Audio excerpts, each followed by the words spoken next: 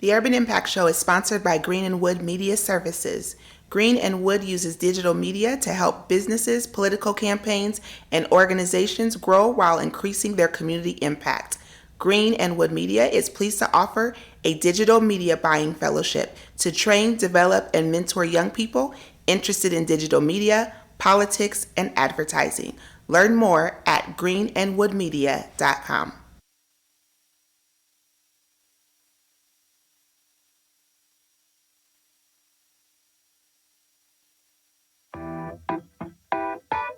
Hey, hey, hey, hey,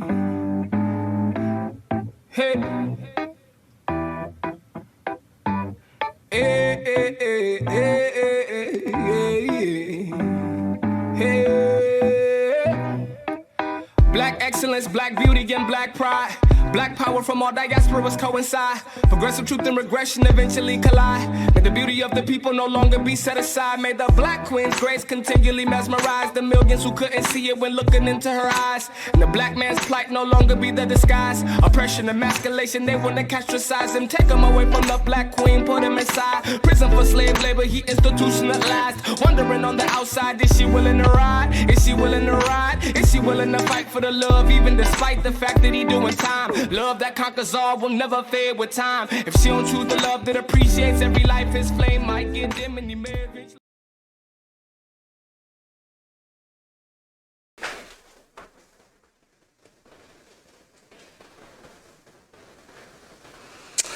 And we are live. Welcome to the Urban Impact Show. Thank you so much for tuning in, everybody.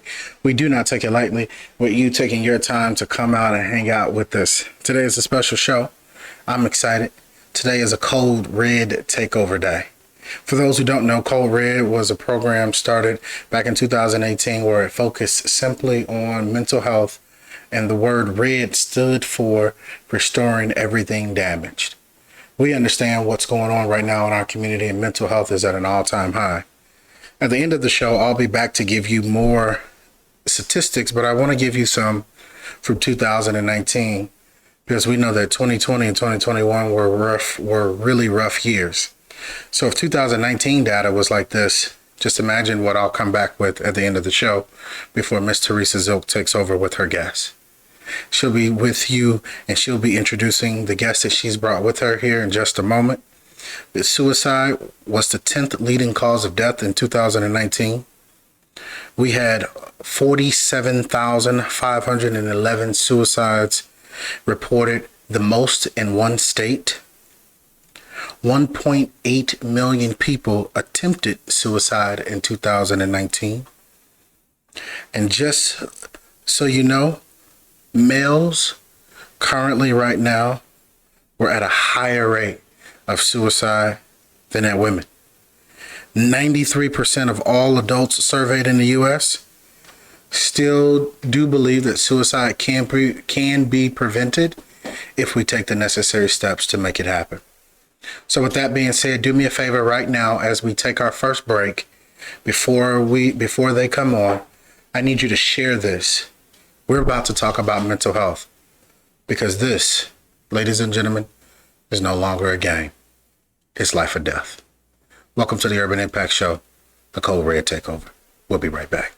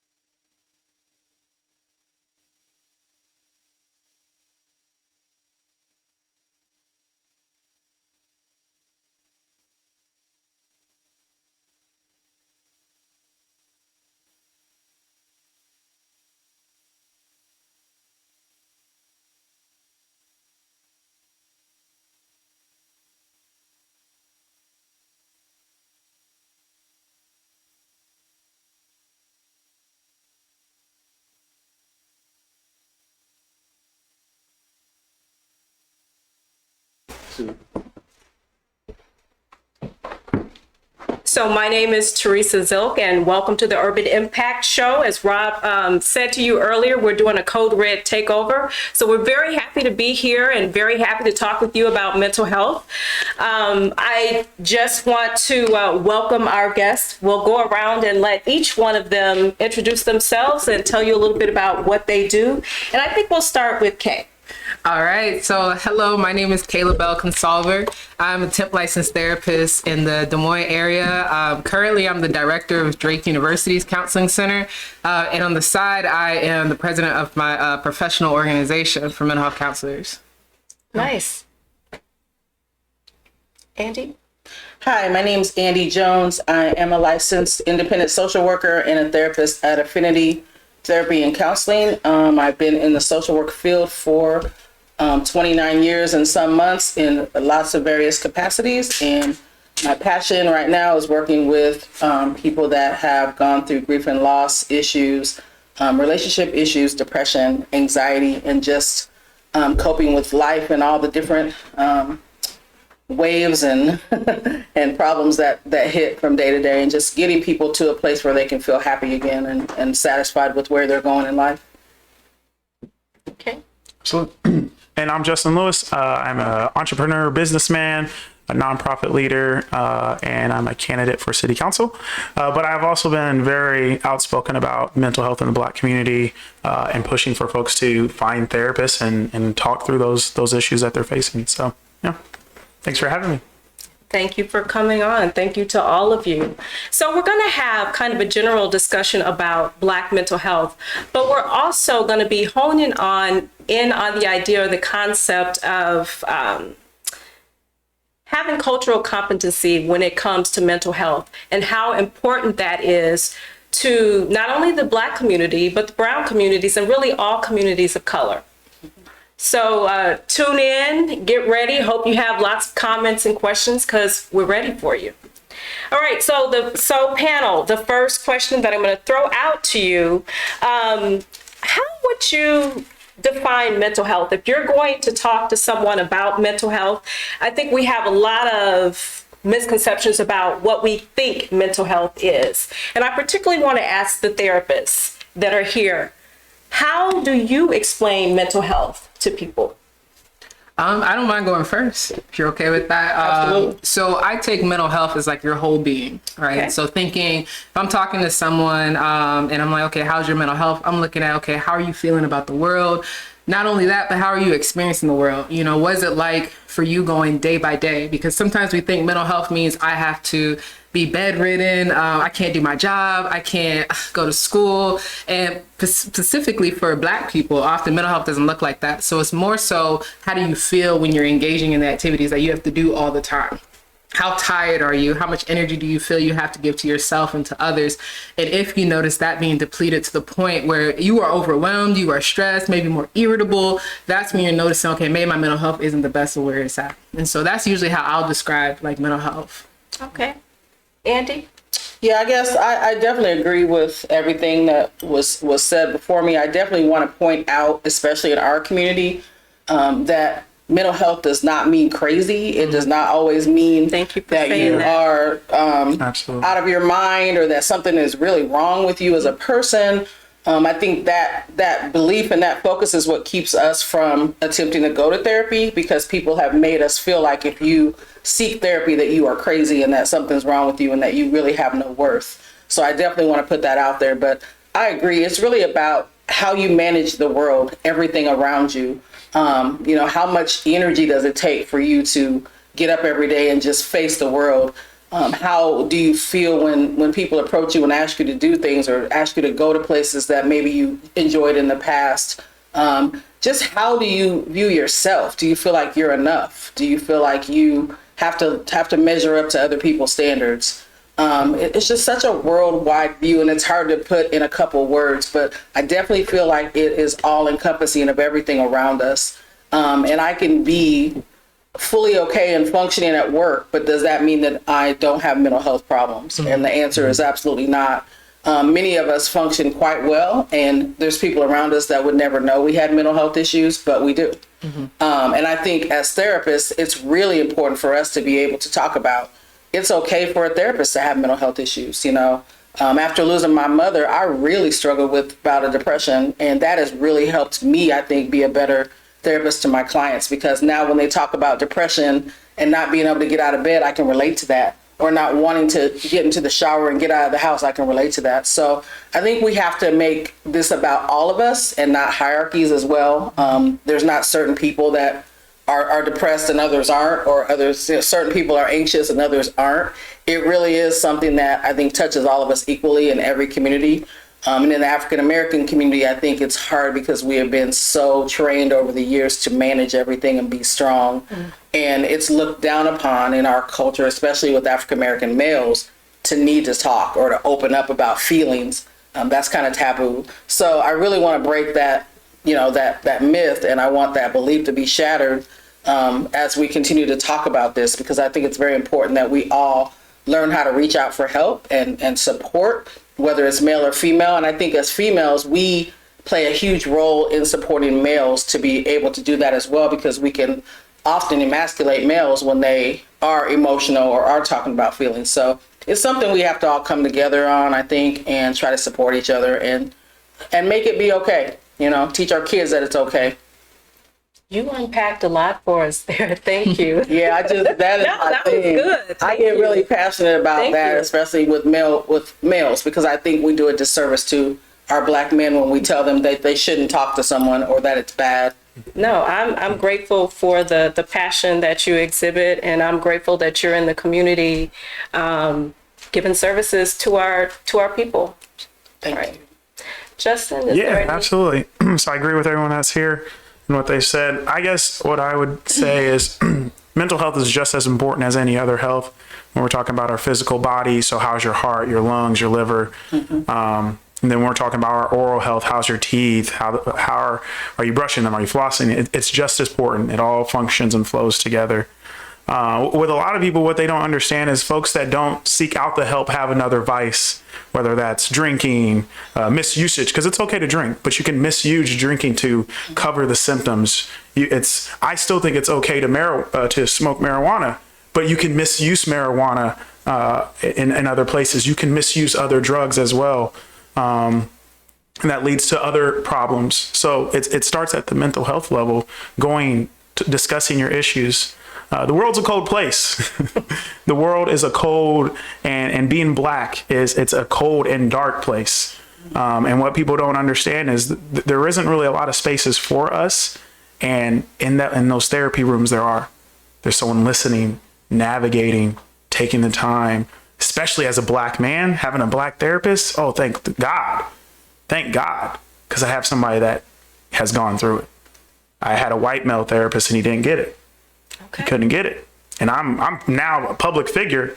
I'm going through stuff daily, attacks, darts, arrows, people switching up on me. There's a lot to be said. So definitely seek out the help. There's no shame in it. Do it. You're going to help everyone around you and yourself. So. All right. Well, I guess what we'll do is we're just going to jump right into talking about cultural competencies and what that looks like and why that's important. So I don't know who wants to go first and kind of describing why is that important. Justin, you touched on that. Yeah, I guess I'll go ahead and jump into it.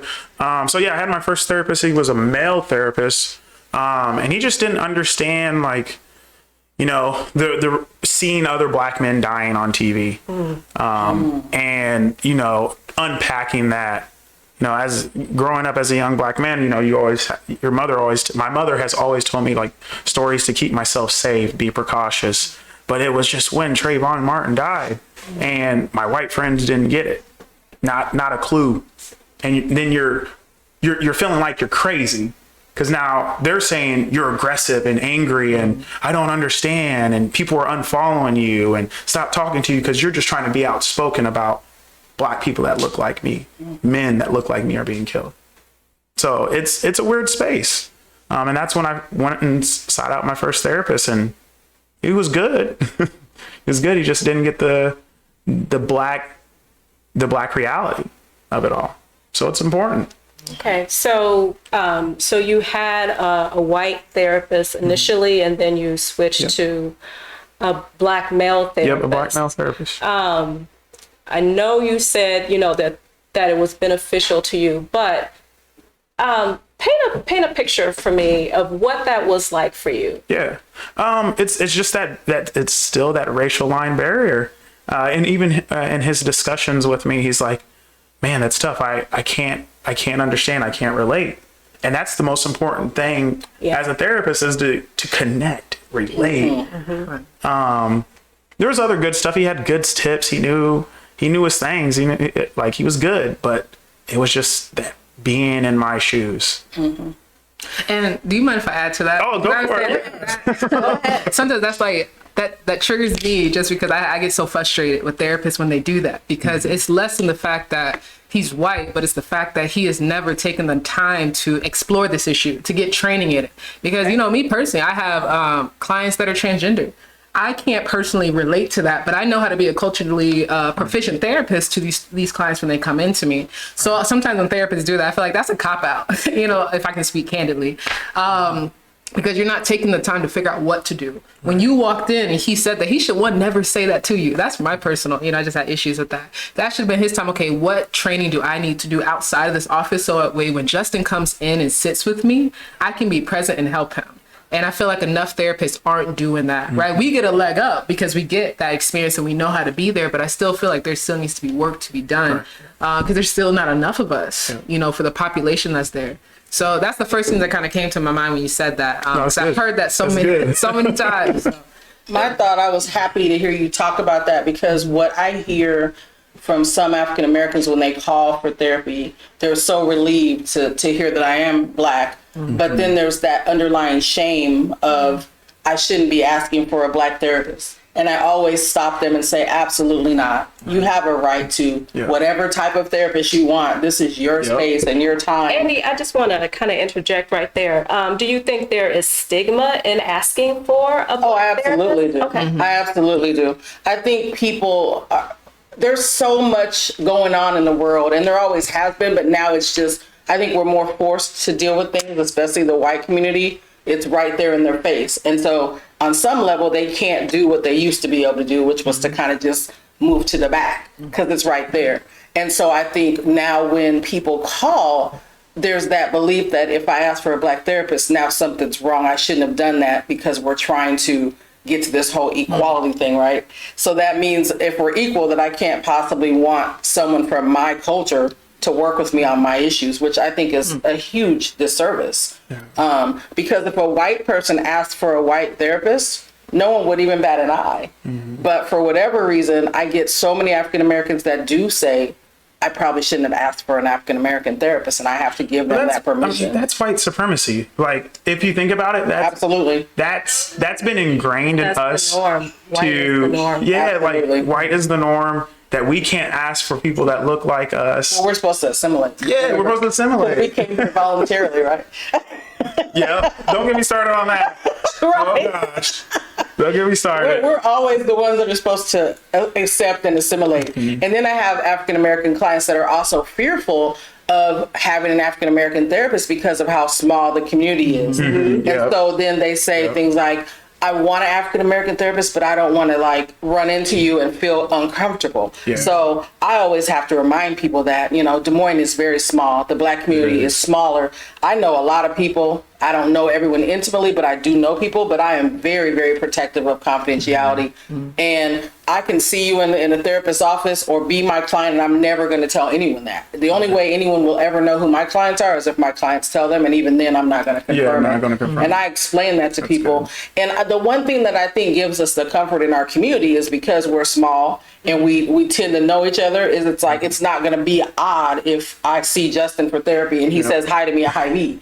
It's going to look like any other Black exchange unless you make it a thing. But I think there is that anxiety because our culture has always been so private, and we're so trained to keep things in, right? We're not supposed to be telling our business. What do we hear from our parents at a young age? That's right. Keep your business in the house. We don't talk about. So that's been ingrained in us.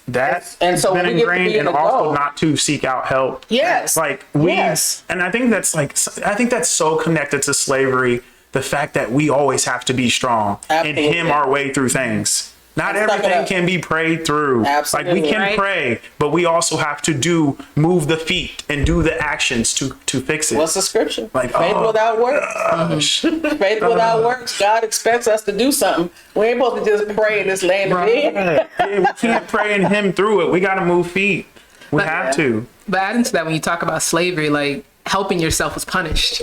You know, in my mind, I'm thinking, like if you ask for help and then somebody, you know, master say who's trying to escape, and then you have the information or you actually do escape. You know, there's a whole, you know, the mental health field. What's it called, drapetomania or whatever that's called, where if you were an escaping slave, you were diagnosed with mental illness. Yeah, you were diagnosed with a mental illness. Well, but if you ask for help from master or from another culture, then you owe them something. Yeah. So it comes with a price. Right. So it's like, never mind. I'll just stay where I am and Stay just, low out you the know, way. I'm gonna stay out of it and just do what I need to do and not push the envelope any, because there is, and you can look around the world right now. I mean, all the protests that have happened in the last year and all of the stuff, what is happening now, you know, immediate response was we're going to shut down election places. You know, we're going to change our voting laws. We're going to make sure that this doesn't happen again. So the immediate response was not support.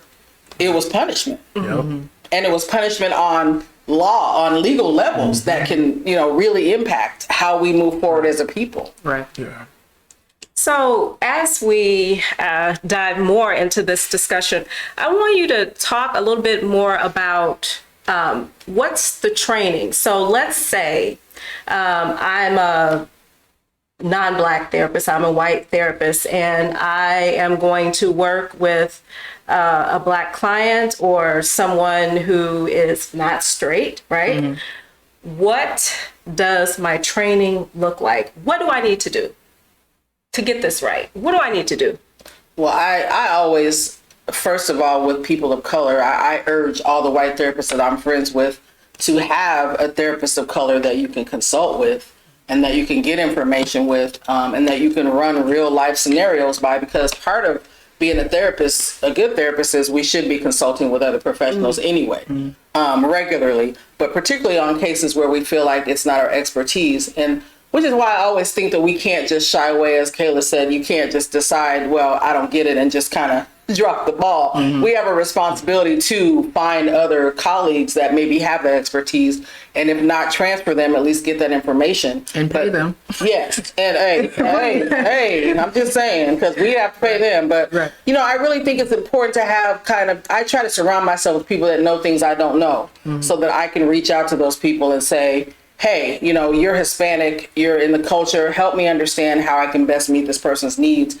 And are there trainings that you recommend as a Hispanic? I think it's so important to get a training that the person from that culture can co-sign, because they know it's good. Because there's a lot of trainings out here about racism and cultural competency and stuff, and they ain't teaching anything. I mean, you can learn more on Facebook than you can at some of these trainings. I'm just keeping it 100, because they don't seek out people that really are going to give them the real. They want to feel good at these trainings. So it's like, okay, we're going to teach a little bit, but mostly we want to come out feel good. We're going to serve donuts and coffee, and we're going to talk a little bit about, couple slides. we're going to talk a little about those protests, not too much, because we don't want to get people riled up. You don't want to get political But at either. the end of the day, we're all going to hug and hold hands, and we're going to feel good, and we haven't done any work. Right. You know, I feel like if you haven't left the training angry, you probably haven't learned anything. Or in distress. Yeah, you should be really thinking. Yeah, you should really be, you should be challenged. And if you're coming out laughing and grinning, then I'm like, yeah, you probably didn't have a training.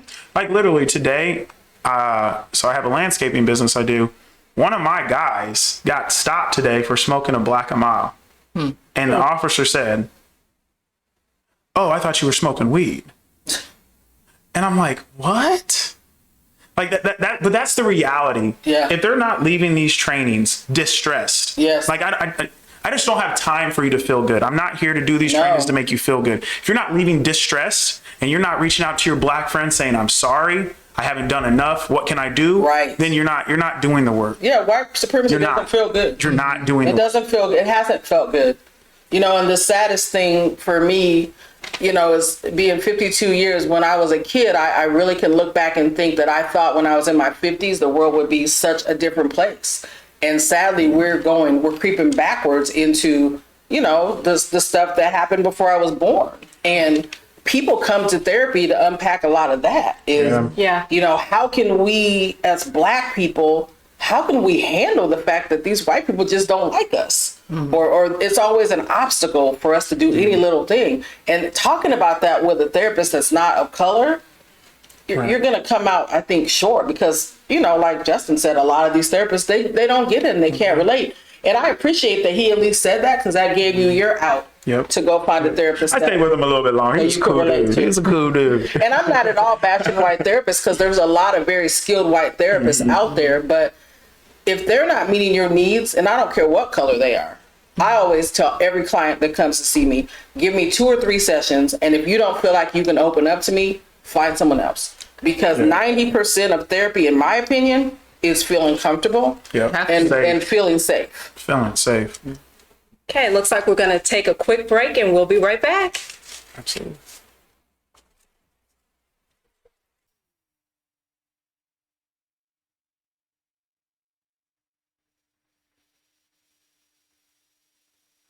The Urban Impact Show is sponsored by Green and Wood Media Services.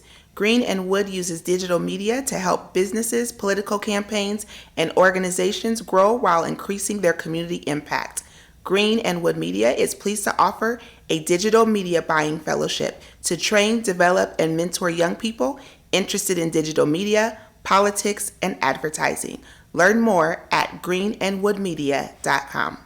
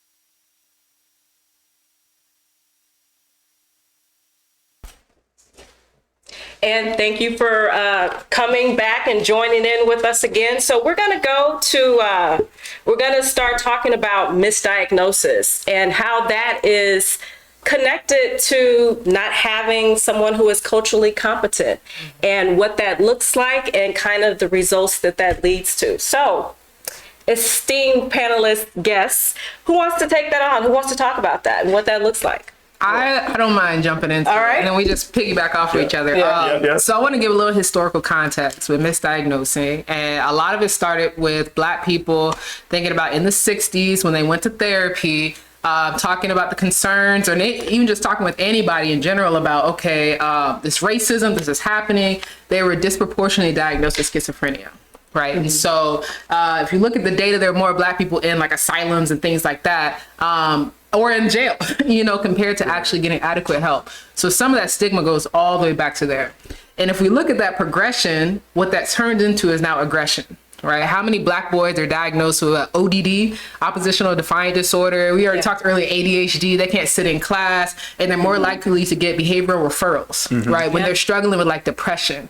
And so if you are not, I want to even add culturally proficient, right? You have to know what you're talking about in the room. What ends up happening is then you are diagnosing children that have depression, that have, who knows, PTSD is a big thing that we see. And then they're never getting the adequate help. And I see that so often with Black people. In my experience, experience. I've transitioned with kids because I used to work with kids.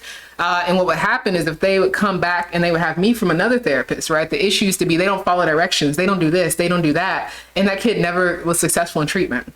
Come back and I'm like, oh, let's talk about the fact that they're in a transracial adoption and they feel like their family doesn't support them. All of a sudden we switch the entire treatment method and I have to take risks, right? Because it's like, okay, what do we do? I'm trying to support their cultural needs. All of a sudden the child has less defiance, right? Because they no longer feel disconnected and unaccepted from their families and things like that. So it's just all those layers. Same with teachers, right? They struggle in school. Well, their teachers are calling them out all the time. They're talking about race and they're pointing at them, but we're diagnosing them with aggression, ODD, all of that. Okay. So those things you miss if you don't understand the systems that child or that client or whomever is experiencing. You end up probably putting them on medications that don't have an impact. And now that's on their insurance, right? And next therapist sees that and they're just following up with that. So that's all I have to add right now on that piece. That's good. Well, I think one of the important things about that is the initial sessions of, when you're doing your intake. I think a lot of times people laugh at the intakes because they are exhausting and they ask a lot of questions, but there's a reason. Talk a little bit for that. about what the intake process is. So for people that may not be familiar with that, just give us a little, like a brief idea of what that is and what that entails. Sure. So the first session of therapy, you're going to have a situation where you're being asked, it sounds like a ton of questions. I always laugh and say, I'm going to grill you like a fish to my clients. And really it takes more than one, but insurance really makes us, really condense it to one. But I'm always doing assessments throughout my entire time because what I know about clients is that as they get to know you, they start to tell you more. So you should always, as a good therapist, you should always be reassessing anyway. But in the first session, you're asking a lot of questions about not just about why they're there, but you're asking about medical history, you're asking about family mental health history, family medical history, legal history, religious affiliation and spiritual beliefs, ethnicity and cultural traditions. I mean, you're really asking for all that stuff. How do they get along with their siblings? How do they do in school? What have been their history of work, their jobs, their careers? Mm-hmm. What are they wanting to do with their future now? How do they see themselves as it relates to others in the world? So really just exploring a lot of that. And I know a lot of therapists, sometimes they kind of push that off and just ask a few questions and say that'll come. But it's so important to get that information up front, in my opinion, because it's how you start your case. So if I didn't ask those questions and I didn't ask about family mental health and I didn't know that there's a history of schizophrenia in your family, then maybe I'm not going to diagnose you with that. Or if I don't know there's a history of anxiety and ADD and autism all sometimes look the same. So you can see how there can be a problem. I could see one thing that looks like the big thing from autism and I might say, oh, he's autistic. And if I miss that information, then I'm not going to get a good diagnosis. And also, I always, I think we try to diagnose from our memory too much. I still read through my DSM. I go through every step and try to see, are they meeting these criteria and reading that history. And I think that's so important because a lot of therapists, after you've been doing therapy for a while, I think we know it. The DSM is the diagnostic tool that you use. Yes, it's our manual. It's like the therapist Bible. Yes, is what they call it.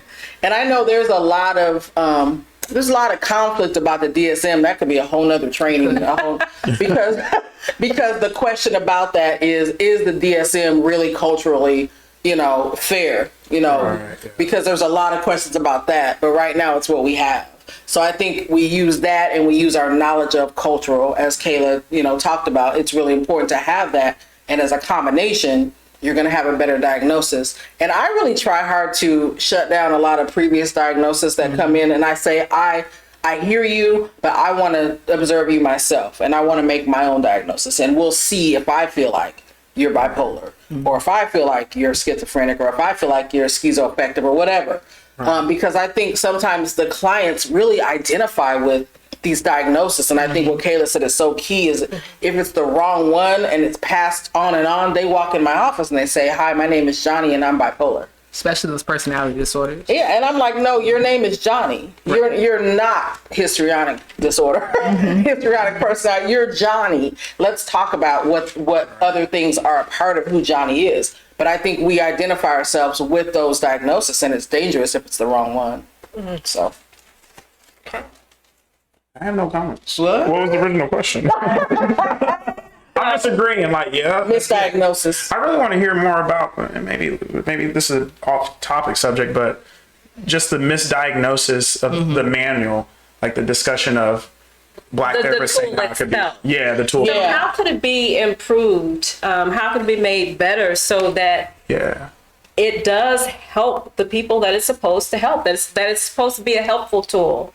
Yeah, I think the people that do that write that manual, you need to have a diverse, board. I think it's for decades, it's been, for lack of a better word, a bunch of old white men kind of like, that run everything in the world. It's usually when you find out who's behind a lot of stuff, it's a bunch of older white men. And we have to move those things with the times. So I would love to see, the writers and the people that, do the compilations for the next DSM be more diverse. Make sure that you have, an African American, that you have a Hispanic, that you have an Asian, really trying hard to get somebody from all the cultures so that it's hitting home for everyone. Because I think that book is primarily for white people, like everything. Right. And I don't know that it was intentionally done that way. I think it was just overlooked because that's how life has always been, right? Is we focus on the majority.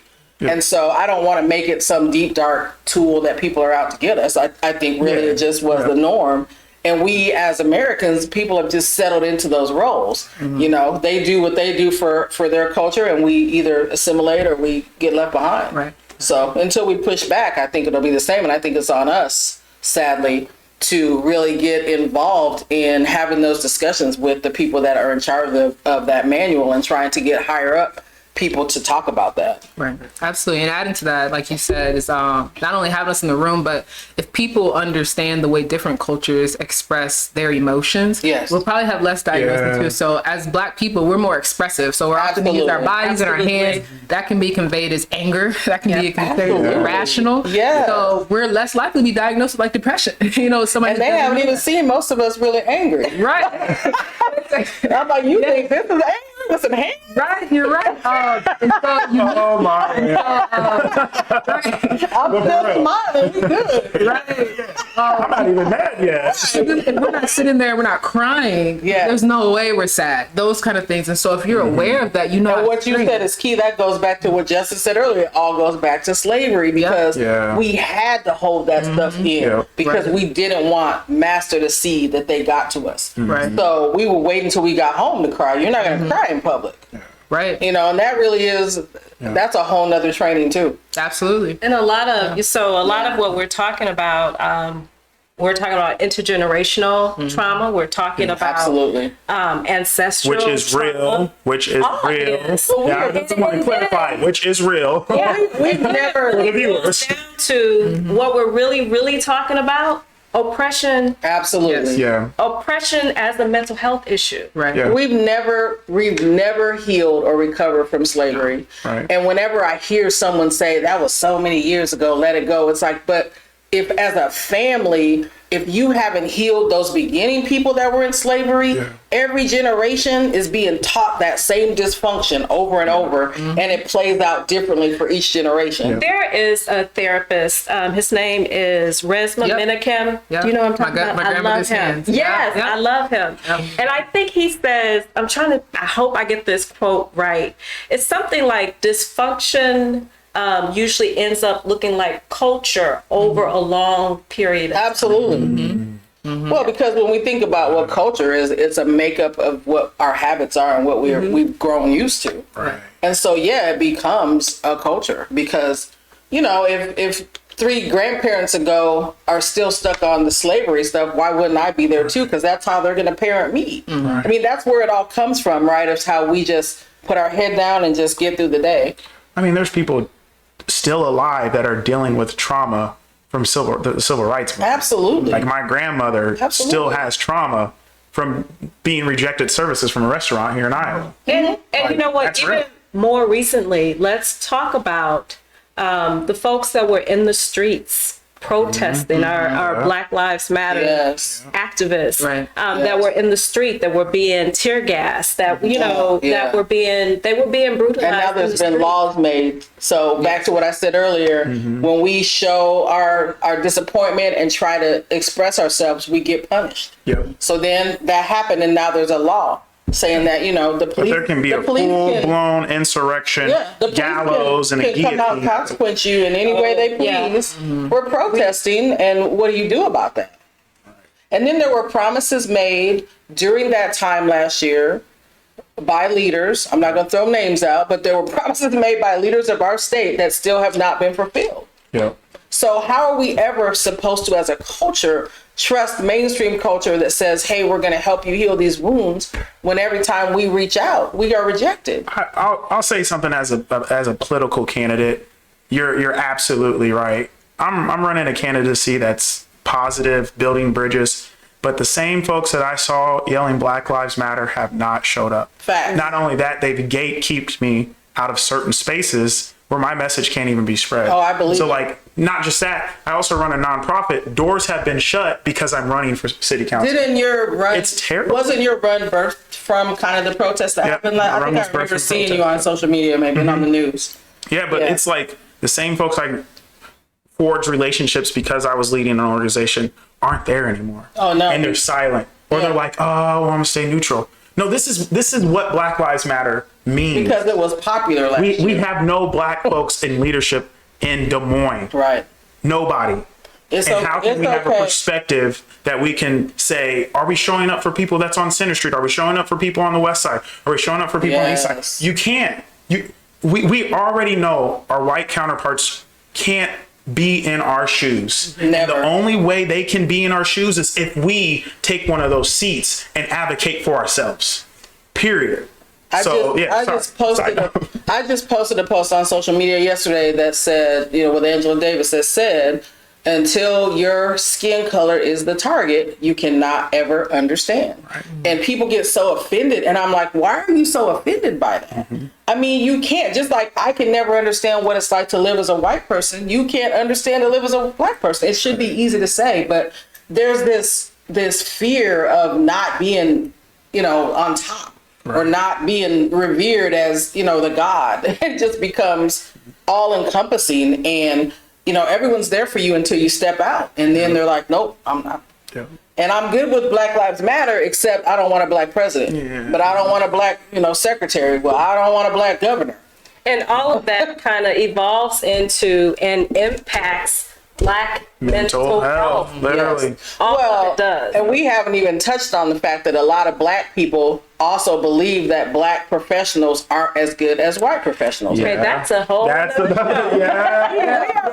show. We haven't even talked about that. Whole nother show. But that was write that down for notes. In the back, write that down for notes. Because we do a lot of that to ourselves within our own culture. We shun one another as professionals and want a white professional because we view them as better because that's been ingrained in us. And so how I look at a lot of that, because I've tried to, because I specialize a lot in trauma. And it was when people were saying stuff, you know, like Candace Owens and Kanye last year, all of that. And I like struggle to have empathy. I'm like, what is happening? And then I started thinking more about, okay, like all the trauma Black people had to go through. What did we have to do to stay safe? Yep. And I think about that, and that's like, it's a traumatic effect. And I was like, okay, how can I judge this person for what they're trying to do to survive? Yep. Right. Survival. So And that's it right there. Is everybody's trying to do what they can do to survive. I have to assimilate, because if I am the target, I'm not safe anymore. Right? I have to advocate for myself, because if I don't, then I'm not safe anymore. Or I have to be silent. And then it goes back to the light skin, black skin argument. Like a lot of people didn't like the Black actresses and celebrities that were really light and that could pass over as white, but they were doing what they needed to do because they didn't want to be in the middle of a bunch of drama. Exactly. Yep. But it was hard for us because we're like, you left us here to struggle while you're over here living the good life. Oppression as a mental health issue. Yes. Yep. Yeah. And that's something too, I would say, like with newer generations of young folk, right? And I got it too when I was protesting. My family was like, don't go out there and protest, you're gonna get yourself in trouble and all of that. But that's that same generational trauma, like, hey, stay away, stay back. Same with mental health. Don't tell people what's going on in our home, or DHS is gonna, like, that's a stigma. Like, I'm just gonna say that here. Did anybody notice during the protests that there was a lot of discussion about how can we calm these people down for the African Americans? But I did not see at one protest where anyone brought in Black mental health therapists or professionals to be at any protest. If someone knows of it, let me know. Because I mean, I felt like there was a whole program of, you know, social worker and police through mobile crisis. So the police have access to who the mental health people are. And I just was sitting, I talked about this with Cameron Middlebrooks about this a couple times, is how is it that there were never any mental health professionals at these protests? If they truly wanted to understand the rage and what was happening with our Black culture, where were the Black professionals at? I know there were a lot of ministers that came out, and we praise God for the ministers, and I know that they did a great job of talking to the kids, but where were the mental health professionals at in those moments if you truly want to help? And so let's kind of pause there and talk about that really quickly.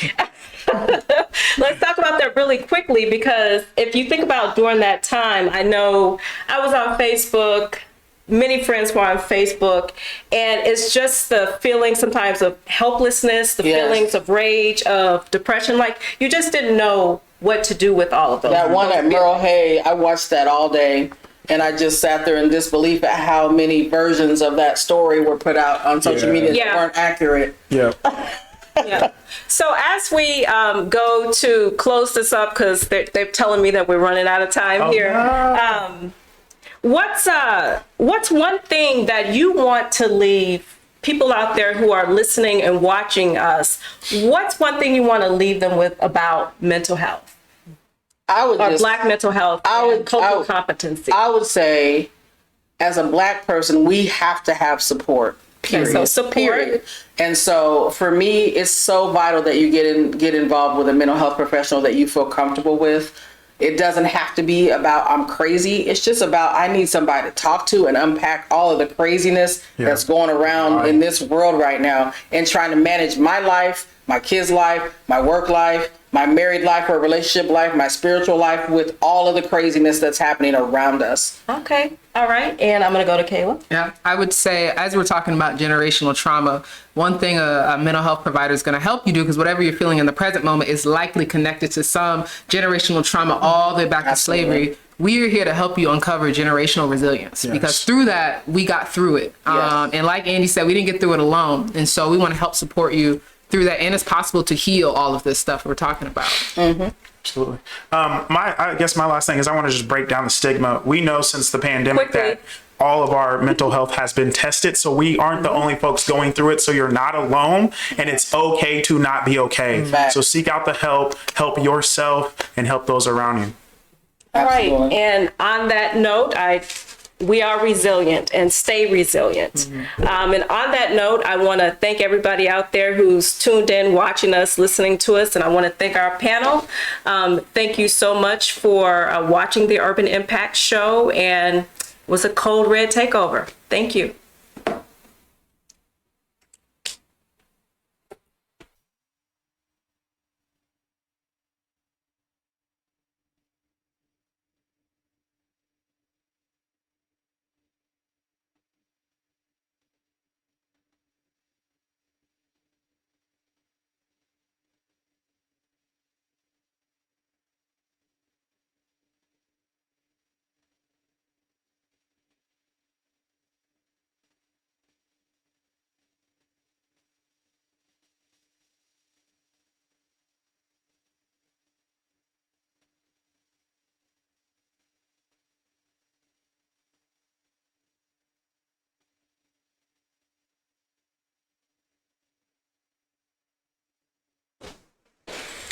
Thank you all so much for watching the Urban Impact Show. You have just watched Ms. Teresa Zilk and her guests with the Code Red takeover. In 2019, you heard the stats that there were a ton of people who had even attempted suicide. While nearly 350,000 Americans died from COVID-19, the numbers of suicides did not drop. The number of suicides we had in 2020 were nearly 45,000. So here we are today talking about why mental health is important. It's because you, Black Queen, Black King, Black Prince, Black Princess, you are worth it. You are worth the work. You are worth every single moment that we sit here and discuss suicide, because you don't have to make a permanent decision about your life based upon what's going on. So we encourage you to get help. Today was not just about us telling you that mental health is a problem, but it's also about us encouraging you to find the necessary opportunities to help you during those rough and difficult moments. With that being said, please do not be afraid to reach out to these therapists. Do not be afraid to reach out to someone. Call someone. And to our Black community, it is okay to love Jesus and have a therapist. You heard it here on the Urban Impact Show. We love you, and you're worth it. We'll see you next week as we talk about Black church. Have a good evening.